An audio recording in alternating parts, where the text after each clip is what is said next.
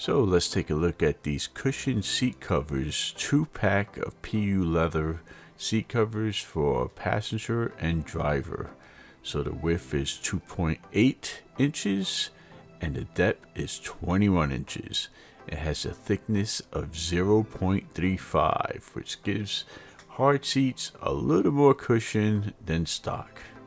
So the reason for having seat covers like this is obviously for protection of your new seats. If you have material seats, that gives you more of a luxury leather feel and protection. And also, if you have seats that look ugly and are worn, this just revitalizes the interior of a car.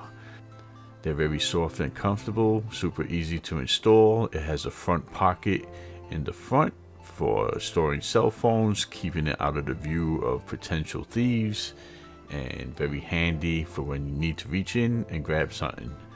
And it hooks in on the back just by slipping through these two anchors. It has straps in the front and the strap around the rear. This thing is not going anywhere. It's very well built and looks really good, and it fits most cars. And you can't go wrong having this for cheap insurance to protect your seats and just revitalize the interior of an old car.